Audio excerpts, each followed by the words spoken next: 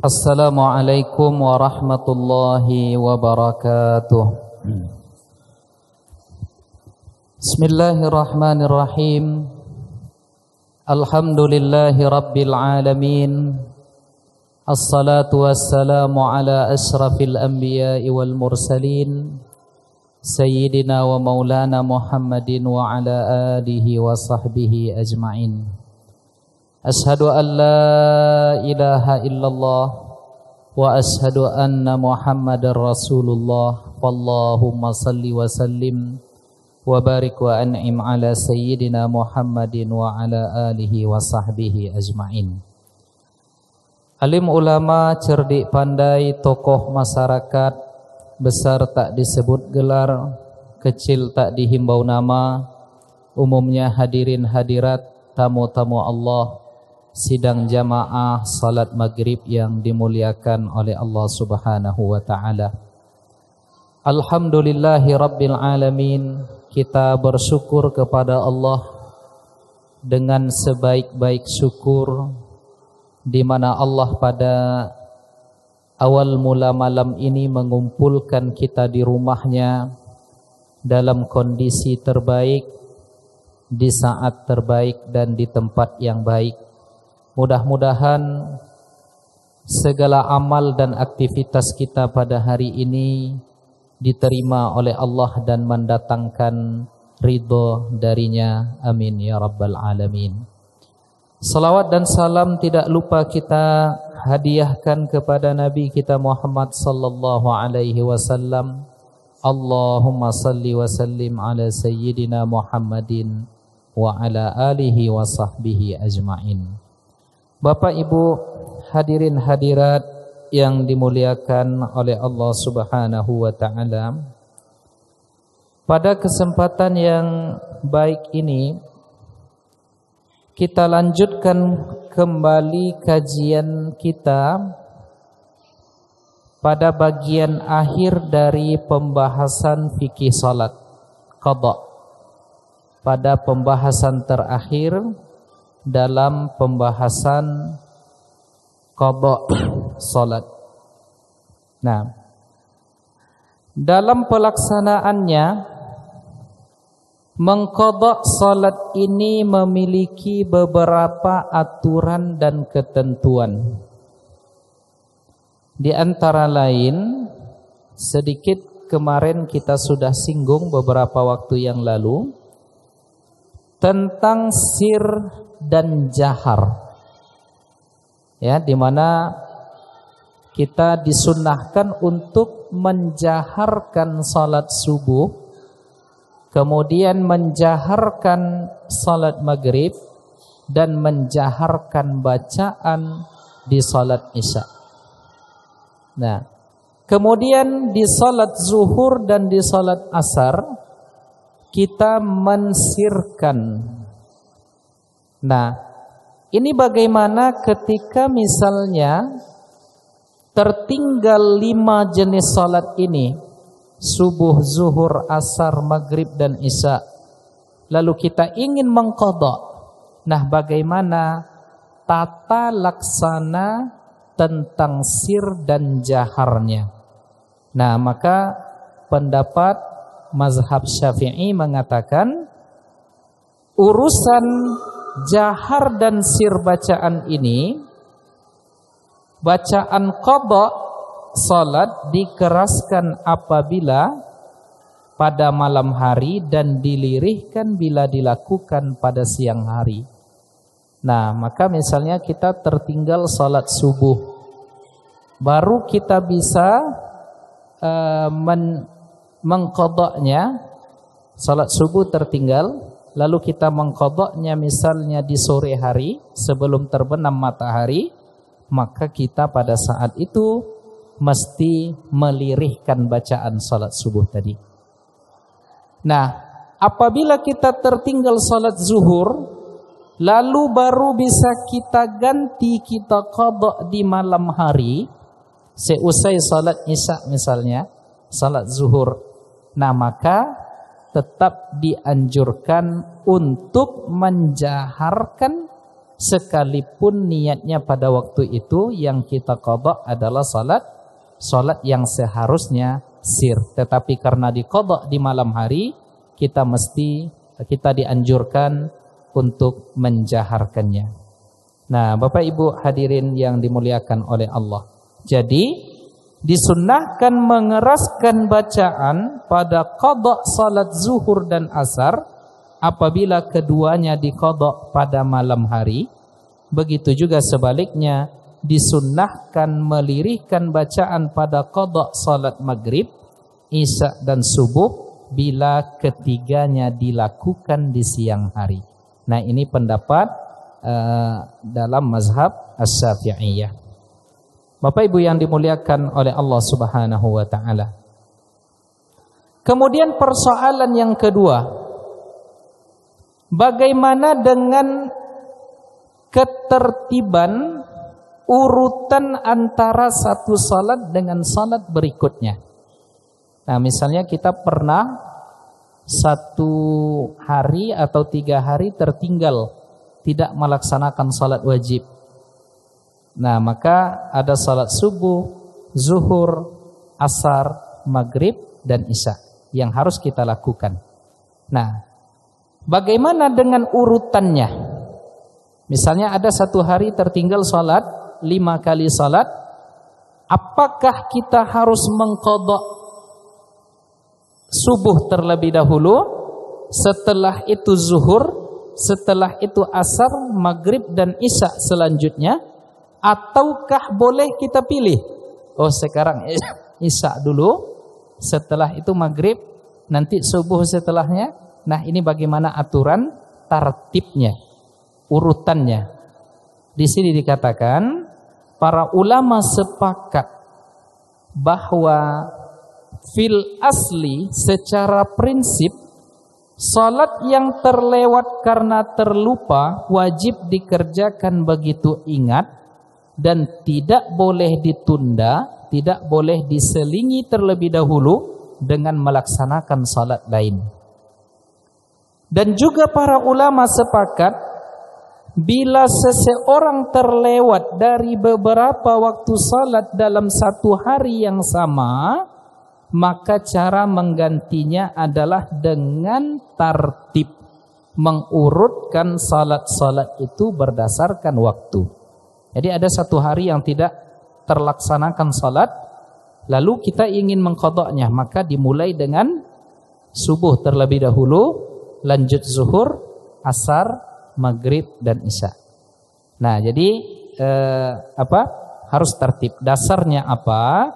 Dasarnya hadis yang diriwayatkan oleh Al-Imam At-Tirmidzi dan Imam An-Nasa'i, di mana diinformasikan innal musyrikin, sesungguhnya orang-orang musyrik, syaghalu Rasulullah sallallahu alaihi wasallam an arba'i salawatin.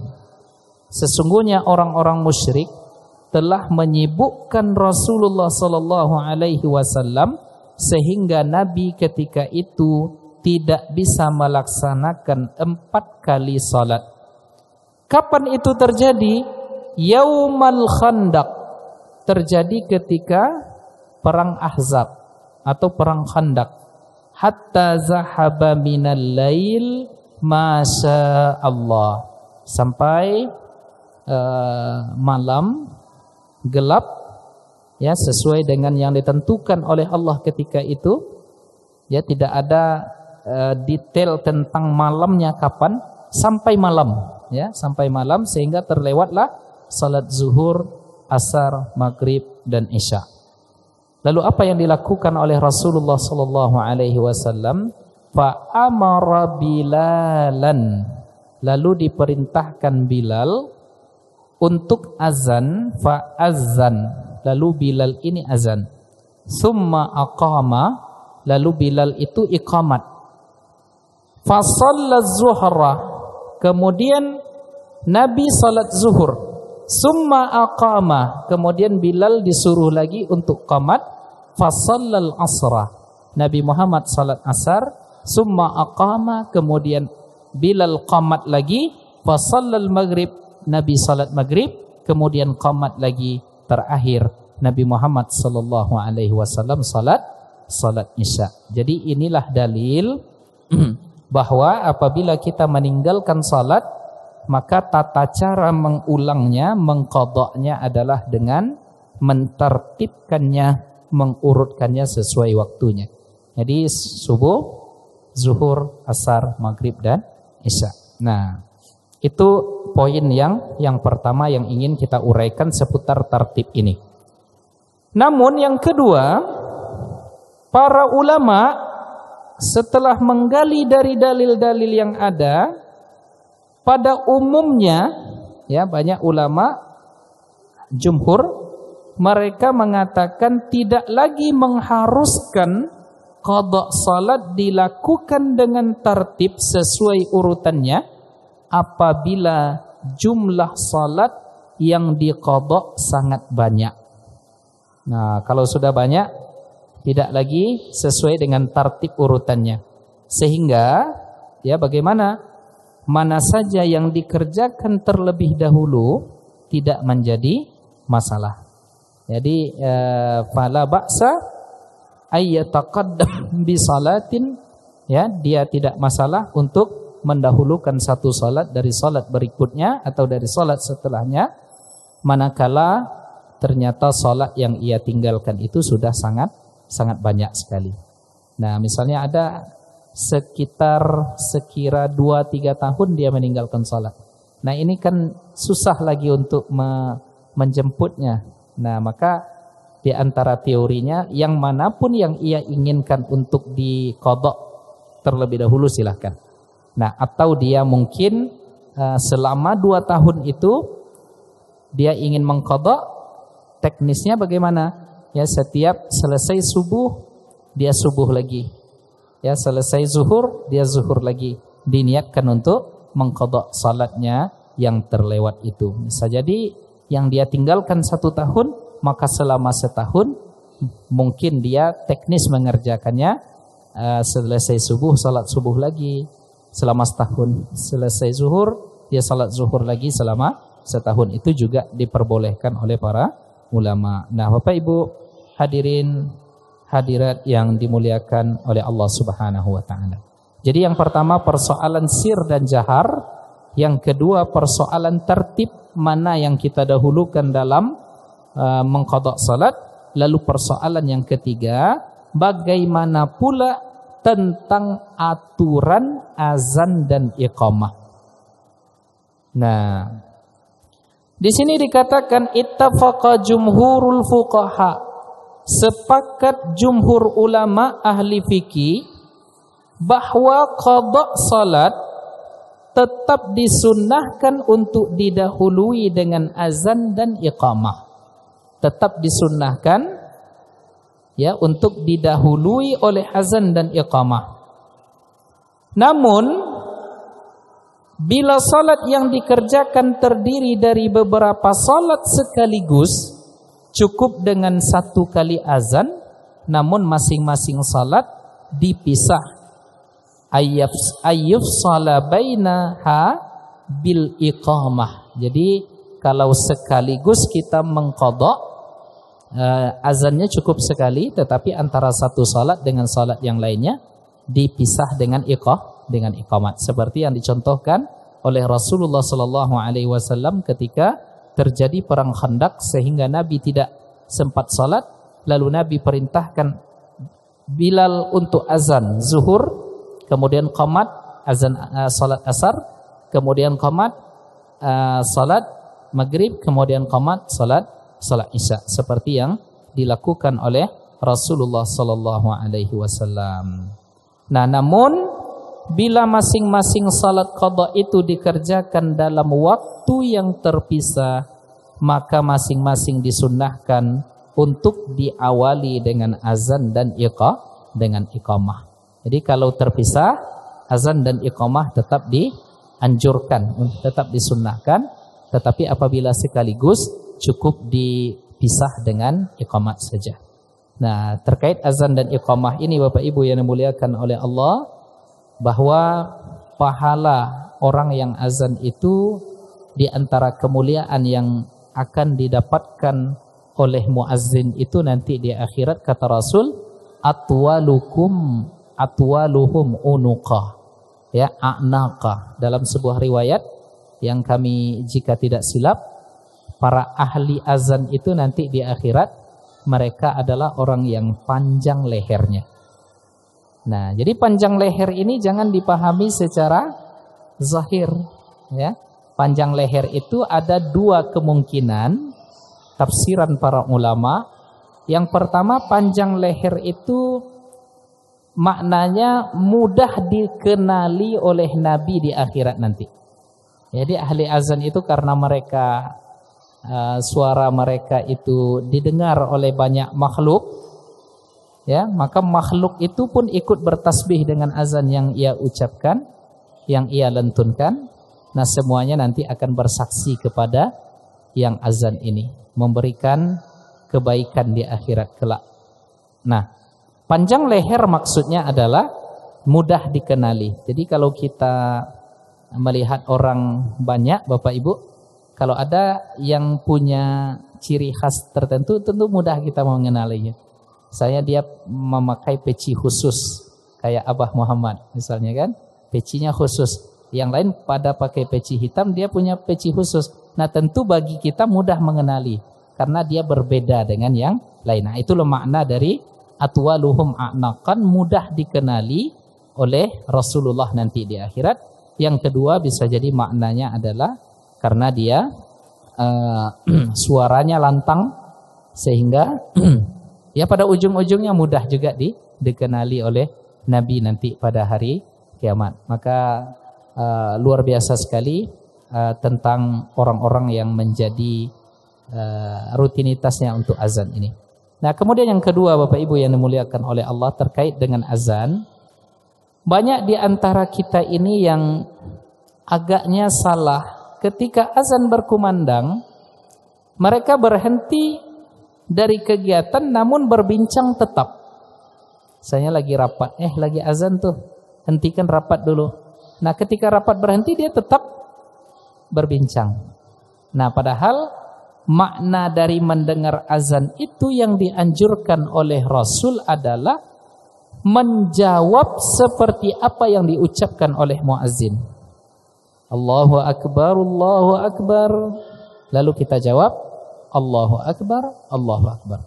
Asyhadu an la ilaha illallah, asyhadu an la ilaha illallah, asyhadu anna Muhammadar Rasulullah. Hayya 'alas shalah, hayya 'alal falah. Dianjurkan kita menjawab dengan kalimat la haula wala quwata illa billahil aliyil azim. Allahu Akbar, la ilaha illallah. Lalu setelah itu dianjurkan pula kita untuk berdoa, berzikir. Allahumma rabba hazihi da'wati tammah wassalatil qa'imah. Ya Allah yang memiliki seruan yang sempurna ini. Wassalatil qa'imah, wahai Rabb yang memiliki salat yang akan didirikan ini. Apa yang kita minta seusai azan itu? Ati sayyidana Muhammadanil syarifata syarafa wal fadilah. Ya, ati sayyidana Muhammadanil wasilah. Ya Allah, tolong berikan Nabi Muhammad itu wasilah, wasyarafa dan kemuliaan, wad darajatal aliyatar rafi'ah. Berikanlah Nabi Muhammad itu kedudukan yang tinggi. Wa ba'ashu, dan bangkitkan ia, ya Allahumma maqamam mahmudanil ladzi wa'adtah. Berikan ia kedudukan maqam yang terpuji seperti yang engkau janjikan. Ya, innaka la tukhliful mi'ad. Engkau tidak memungkiri janji. Jadi boleh kita mengangkat tangan berdoa ketika selesai azan dengan doa yang kita sebutkan tadi. Ya. Disebabkan dalil-dalil umum tentang berdoa mengangkat tangan. Sekalipun secara spesifik mungkin Nabi tidak melakukan mengangkat tangan itu. Jadi ini yang dibahas oleh para ulama. Jadi walaupun ditinggalkan oleh Nabi, tak dilakukan oleh Nabi, tidak lantas perbuatan itu jatuh kepada haram. Kenapa? Karena masih menyangkut dengan dalil-dalil umum. Nah, begitu juga dengan mengangkat tangan ketika khutbah Jumat. Ya, khatib maupun yang mendengar juga mengangkat tangan berdasarkan dalil umum tentang berdoa itu adabnya adalah mengangkat tangan. Apa dalilnya? Di antara dalilnya adalah sesungguhnya Allah dalam tanda kutip malu dia ya apabila ada di antara hambanya yang berdoa mengangkat tangan ayyaruddahuma sifra. Selesai dari mengangkat tangan itu dia usap wajahnya ya, lalu turun tangannya yang berdoa itu tidak mendapatkan apa-apa, kosong. Kalau seperti itu Allah malu, artinya Allah sangat menghargai dan pasti akan menjawab doa orang yang mengangkat tangan ketika dia angkat tangannya ketika berdoa. Maka berdasarkan dalil-dalil umum ini, para ulama, di antaranya Imam Ibnu Hajar, di antaranya Al-Imam An-Nawawi, memahami bahwa sekalipun mungkin Nabi tidak mengangkat tangan seusai azan dia berdoa seperti yang kita sebut tadi, atau ketika khatib khutbah Jumat, atau ketika kita mengaminkan doanya khatib, nah tetapi masih terikat dengan dalil-dalil umum. Sekalipun dalil khusus barangkali tidak ditemui, tetapi masih menyangkut dengan dalil umum, maka ini boleh kita lakukan. Nah, titik penting yang ingin kita sampaikan dari ini adalah Bapak Ibu sekalian, bahwa setelah kita berdoa seperti yang disebutkan tadi di dalam setelah menjawab azan, lalu kita berdoa Allahumma rabb hazihi da'wati tammah, maka kata Rasul, siapa yang melakukan itu wajabat lahu syafaati, wajib dia mendapatkan syafaatku. Nah, jadi nanti kalau kita dengar azan, ya walaupun kegiatan kita berhenti, sebaiknya berbicara, berkegiatan apapun kita heningkan terlebih dahulu, kita off-kan terlebih dahulu dalam rangka kita menjawab suara azan. Setelah menjawab azan itu kita berdoa seperti doa yang kita sebutkan tadi, maka wajib orang yang mengamalkan yang demikian mendapatkan syafaat dari Rasulullah sallallahu alaihi wasallam. Nah, Bapak Ibu hadirin hadirat yang dimuliakan oleh Allah Subhanahu wa taala. Nah, kemudian persoalan yang keempat tentang qada salat itu, bagaimana dengan pelaksanaan salat yang kita qada itu dalam keadaan berjamaah? Jadi boleh tidak mengqada salat itu tetapi dilakukan berjamaah? Nah, para ulama sepakat, ittafaqal al-ulama al-fuqaha, bahwa salat qada boleh dilakukan dengan berjamaah, bahkan menjadi sunnah. Jadi tetap juga disunnahkan untuk berjamaah, sebagaimana salat aslinya yang 5 waktu itu disunnahkan untuk dikerjakan dengan berjamaah. Ya, atau di dalam mazhab Syafi'i, salat berjamaah itu hukumnya adalah fardu kifayah. Nah, Bapak Ibu yang dimuliakan oleh Allah Subhanahu wa taala. Nah, dari mana dalilnya? Dalilnya adalah apa yang dilakukan oleh Rasulullah sallallahu alaihi wasallam dalam hadis yang diriwayatkan oleh Al-Imam Al-Bukhari, wa nudiya bis-salati fa shalla bin-nas. Kemudian diserukan azan untuk salat, lalu beliau Nabi Muhammad mengimami orang-orang sahabat ketika itu untuk salat, mengqada salat Nabi dalam keadaan dia melaksanakannya dalam berjamaah. Jadi tetap disunnahkan dilakukan berjamaah.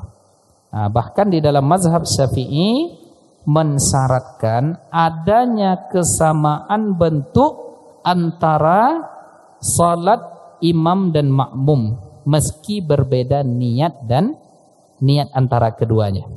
Ya, bahkan misalnya Bapak Ibu, kita datang ke masjid, lalu kita dapati salat maghrib tadi sudah selesai, lalu kita ingin berjamaah. Ya, nampak misalnya Ustadz Muhammad sedang salat sunnah 2 rakaat, lalu kita pegang pundaknya, tanda kita ingin menjadi makmumnya. Saat itu kita salat maghrib, sedangkan Ustaz Muhammad salat sunnat rawatib. Boleh apa tidak? Nah, selama bentuk tata laksana gerakan salatnya sama, boleh. Sekalipun niat antara yang dilakukan oleh imam dengan yang dilakukan oleh makmum berbeda.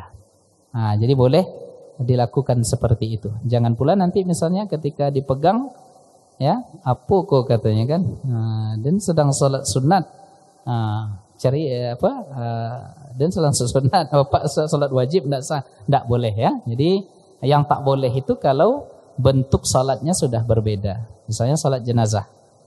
Ada orang salat jenazah itu datang kita, ya, salat jenazah, makmumnya berniat, ini salat zuhur lah saya dulu katanya kan. Nah, ini tidak boleh karena di dalam salat berjamaah itu takbirnya ada 4 kali takbir, tidak memakai ruku', tidak memakai sujud. Begitu juga dengan salat, ya, kalau tidak silap salat gerhana kan 2 kali ruku' itu. Ya, kalau tidak silap ya, karena jarang kita melaksanakan salat gerhana, ya rasa-rasanya di dalam salat gerhana itu ada dua kali ruku'. Nah, itu juga tidak sah kita apabila berimam atau bermakmum dengan yang berbeda bentuk salatnya. Nah, Bapak Ibu yang dimuliakan oleh Allah Subhanahu wa taala, nah, penjelasan dari yang kita uraikan tadi, dibolehkan antara imam yang mengqadha salat asar dengan makmum yang mengqadha salat zuhur atau isya. Jadi sah-sah saja. Namun tidak dibenarkan bila imam mengqadha salat zuhur, asar atau isya sementara makmumnya mengqadha salat subuh atau maghrib. Nah, jadi tidak boleh karena rakaat sudah berbeda dalam kasus qadha berjamaah tadi. Jadi kalau isya sama-sama 4 ya tidak masalah. Zuhur asar nggak masalah.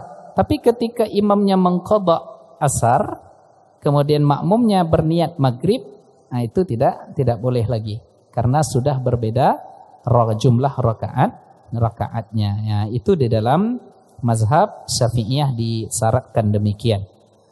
Nah, untuk itu setidaknya dalam mazhab Syafi'i dibolehkan bila jumlah rakaat imam lebih sedikit dari jumlah rakaat yang dilakukan oleh makmumnya. Jadi ada satu pendapat yang tetap membolehkan dengan syarat, ya, rakaat imam lebih sedikit dari rakaat makmum. Misalnya imam mengqadha salat maghrib, makmum berniat mengqadha salat asar.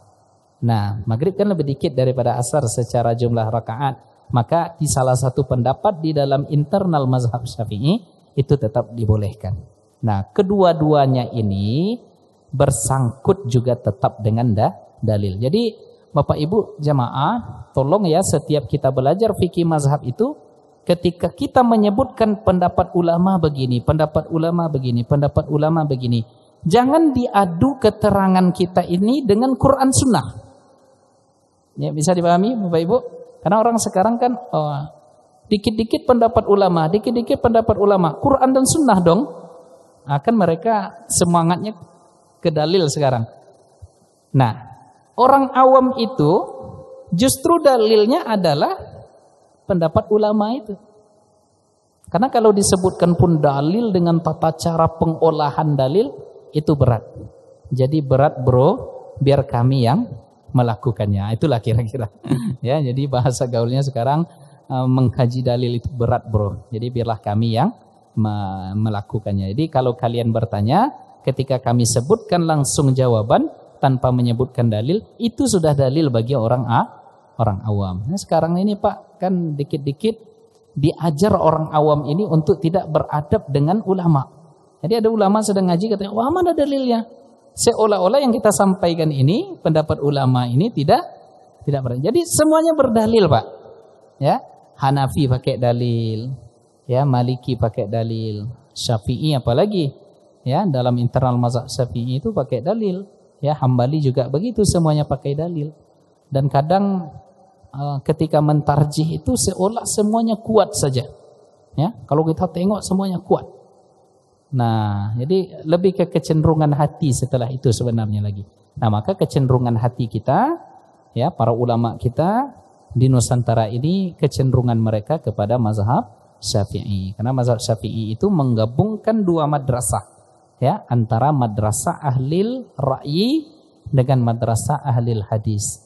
Ya, dipadukan oleh Al-Imam Asy-Syafi'i. Jadi ketika kita menyebut menurut pendapat ulama begini, menurut pendapat ulama begini, semuanya itu tegak di atas dalil. Nah, ketika Bapak Ibu bertanya, misalnya mana yang kuat di dalam internal mazhab Syafi'i, maka kami akan memfatwakan mayoritas mazhab Syafi'i, pendapat yang mu'tamad mengatakan dalam masalah qada berjamaah tadi harus sama jumlah rakaatnya antara imam dengan makmum sekalipun niatnya berbeda. Dalam artian ketika imam salat qadanya nanti zuhur, boleh kita niat itu asar.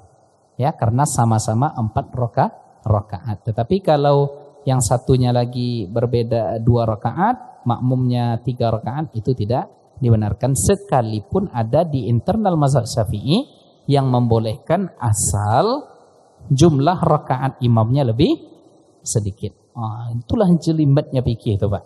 Ya, dan semakin dikaji dalil-dalilnya itu memang nikmat bagi orang yang menikmatinya. Tapi bagi orang yang nggak paham, maunya Quran Sunnah dikiranya mudah mungkin, Pak. Ini Quran Sunnah, jadi setiap masalah tuh harus ada Quran Sunnahnya. Nah, padahal bisa jadi Quran atau Sunnah itu masih bersifat umum, ya, penerapannya ketika di dalam persoalan, di dalam fatwa, ya, banyak pendekatan penalaran lainnya. Nah, Bapak Ibu hadirin hadirat yang dimuliakan oleh Allah Subhanahu wa taala. Kemudian itu yang keempat, tentang persoalan qada salat berjamaah. Ya, berjamaah dalam qada salat. Kemudian yang kelima, waktu pelaksanaan qada. Nah, dan dalam mazhab Syafi'i disebutkan bahwa seseorang yang tertinggal dari mengerjakan salat wajib atasnya untuk mengganti atau mengqadha salatnya, namun tidak diharuskan untuk dikerjakan sesegera mungkin.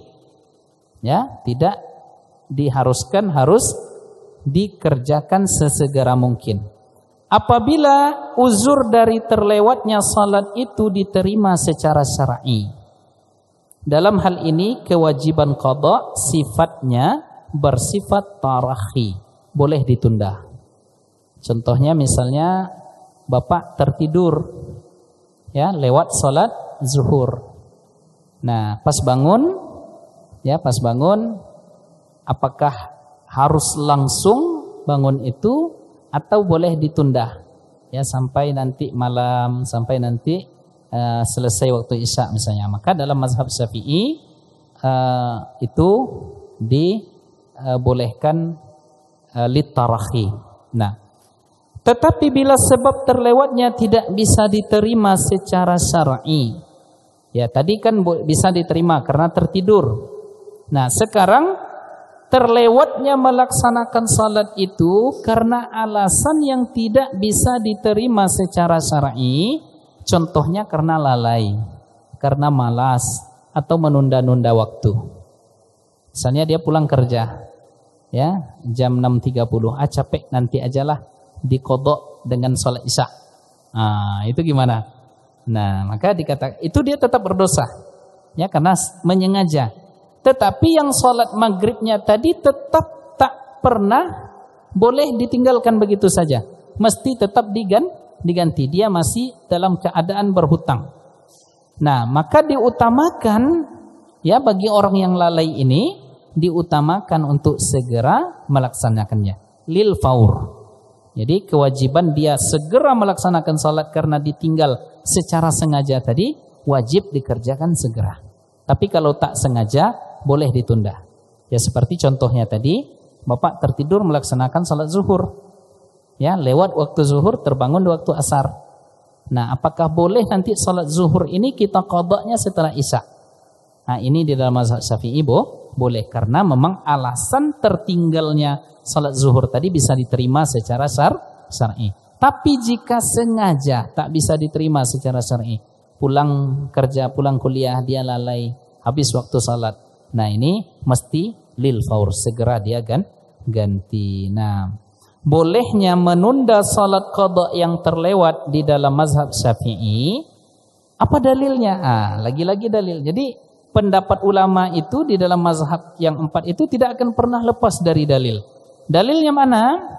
Hadis yang diriwayatkan oleh Al-Imam Al-Bukhari, di mana Rasulullah bersabda, la dhayrah irtahilu fartahala fasara ghairu ba'idin summa nazala fada'a bil wudu fatawadda'a wa nudiya bis salati wa shalla bin nas. Jadi Rasulullah sallallahu alaihi wasallam menjawab, tidak mengapa, tidak menjadi soal, lanjutkan perjalanan kalian. Lalu Rasulullah sallallahu alaihi wasallam pun berjalan hingga tidak terlalu jauh. Beliau turun dan meminta wadah air untuk berwudu. Kemudian diserukan azan, wa nudiya bis shalah fa shalla bin nas. Lalu Nabi mengimami orang-orang. Jadi Nabi sendiri mengatakan kalau mau lanjut dulu perjalanannya. Berarti boleh ini salat qadanya ditunda ke beberapa waktu setelahnya. Nah, ini pendapat di dalam mazhab Syafi'i. Tetapi eloknya adalah segera melaksanakannya. Nah, kita tidak tahu apakah masih hidup beberapa menit ke depan, kita tidak tahu. Nah, maka lebih elok kita menyegerakannya. Sekalipun boleh ya secara hukum ditunda berdasarkan hadis tadi. Nah, Bapak Ibu hadirin hadirat yang dimuliakan oleh Allah. Kemudian pembahasan yang terakhir, yang keenam, bagaimana hukumnya mengqadha salat yang tertinggal itu di waktu-waktu terlarang untuk salat. Nah, jumhur ulama sepakat bahwa salat boleh diqadha kapan saja tanpa terikat dengan waktu-waktu terlarang untuk dikerjakan salat di dalamnya. Seperti lepas asar, ya kan? Kemudian lepas setelah subuh, ketika waktu syuruk qarnus syaitan itu. Nah, bagaimana? Pas jam 6 misalnya kan? Nah, jam 6 pagi itu pas syuruk itu boleh apa tidak? Nah, kalau untuk mengqadha itu boleh menurut jumhur ulama. Nah, Bapak Ibu yang dimuliakan oleh Allah Subhanahu wa taala, mana dalilnya? Lagi-lagi dalilnya hadis tentang di mana Nabi mengatakan man nama an salatin, siapa yang tertidur dari mengerjakan suatu salat, au nasiyaha, atau dia terlupa, falyusalliha iza zakaraha. Salatlah ketika ingat. Nah, salat ketika ingat tadi bisa jadi dibangun di waktu-waktu yang terlarang untuk salat. Ya, pas bangun salatlah, pas teringat bisa jadi ingatnya di waktu yang terlarang. Nah, jadi ini hadisnya bersifat umum, tidak ada mukhassisnya. Maka para ulama menyimpulkan dari beginilah cara berdalil itu. Nah, maka ulama menyimpulkan dari sabda Nabi ini disimpulkan dari hukum boleh kapan saja kita ingin melaksanakan qadha salat sekalipun di waktu-waktu terlarang untuk mengerjakan salat tersebut. Nah, itulah barangkali pembahasan akhir kita, berarti ada sekitar 4 atau 5 episode ya tentang khusus masalah fikih salat ini, yang dari episode 1, kedua, ketiga dan sampai yang terakhir ini saling menyambung. Ya, mudah-mudahan bisa kita pahami karena kita tertarik membahas fikih qadha salat ini. Sekarang kita tuntaskan karena dulu ya di awal pembahasan tentang salat ya ada yang mengatakan kita mengada-ngada, ya mengatakan qadha salat itu tidak ada. Ya, padahal jumhur 4 mazhab mengatakan qadha salat itu ada. Itulah barangkali yang bisa kita uraikan seputar qadha salat. Jika ada pertanyaan ringan, silahkan kepada Bapak Ibu. Ada? Selanjutnya.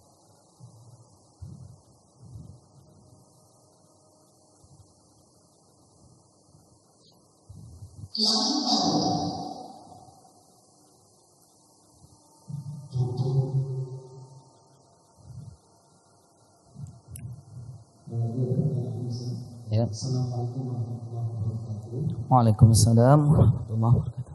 Ustaz, kami bekerja sebagai seorang yang selalu melakukan musafir dan sering meninggalkan sholat.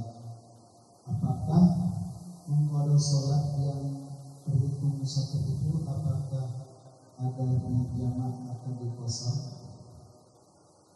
Jadi dia musafir Sholat yang mengko. masih berhitungan musafir. Musafir kan ada, ini maksudnya kalau musafir itu kan ada keringanan. Ya, untuk mengqasar dikasarkan. Apakah mengqadhanya itu Bisa dijamak dan bisa dikasar. Baik. Nah. Satu saja. bagaimana ketika kita sholat sunat ada yang mengatur menjadi makmum? Apakah bacaan kita yang tadinya sir dijahatkan? Ya, baik. Yang pertama secara ringkas karena waktu Isya sudah masuk, seseorang ini mungkin dia pekerjaannya supir. Jadi dia banyak safar. Supir banyak safar. Ya, dekat-dekat bahasanya. Ya, supir tentu karena banyak safar, banyak perjalanan. Nah, ditinggalkannya sholatnya, maka wajib dia mengqadha sholat tadi. Nah, ketika mengqadha, apakah dia jamak dan qasar? Tidak. Ya. Kalau dia sengaja meninggalkan, ya qadhanya itu 4 rakaat. Ya. Nah, tidak boleh dijamak dan diqasar ketika mengqadha. Maka ada keringanan di dalam safar itu sesungguhnya. Jadi tidak ada alasan dia meninggalkan salat ketika dalam safar. Apa sebab? Karena dalam safar dia bisa berhenti salat, ya, bisa jamak takdim, bisa jamak takhir. Nah, ini mungkin mereka tidak paham tentang jamak takdim, jamak takhir sehingga ditinggalkannya salat. Tetapi apabila salat ini sudah ditinggalkan, tidak boleh lagi dijamak dan diqasar ketika mengqadhanya. Itu pertanyaan yang pertama. Lalu pertanyaan yang kedua, ketika kita sedang salat sunnah, lalu ada yang menjadi makmum kita, dipegangnya pundak kita untuk menjadikan kita imam, apakah bacaannya disirkan atau di bacaan kita yang lagi salat sunnah tadi, apakah disirkan atau dijaharkan? Tergantung salatnya. Ya, tergantung salatnya. Kalau dia misalnya datang di waktu zuhur, berarti ini zuhur ya disirkan. Tapi ketika tadi misalnya seusai Ustaz Muhammad misalnya seusai maghrib, dia salat sunnah lalu kita datang ingin menjadi makmumnya, maka ini salatnya bagi si makmum dan apalagi di malam hari berarti dijaharkan. Maka dia perlu menjaharkan untuk diketahui bacaannya tadi. Nah, jadi tergantung salat mana yang dia lakukan. Kalau siang berarti sir, kalau malam berarti jahar. Itu barangkali yang bisa kita uraikan. Demikian Bapak Ibu yang dimuliakan oleh Allah, begitulah keterangan yang bisa kita jelaskan pada pembahasan ini dan jawaban-jawaban yang mungkin bisa kita uraikan pula kepada jamaah yang bertanya. Jika ada alim ulama yang mendengar kajian ini dan mungkin ada yang keliru dari penyampaian dan jawaban kami, mohon diberikan masukan dan pengajaran. Demikian, wabillahi taufik wal hidayah. Assalamualaikum warahmatullahi wabarakatuh.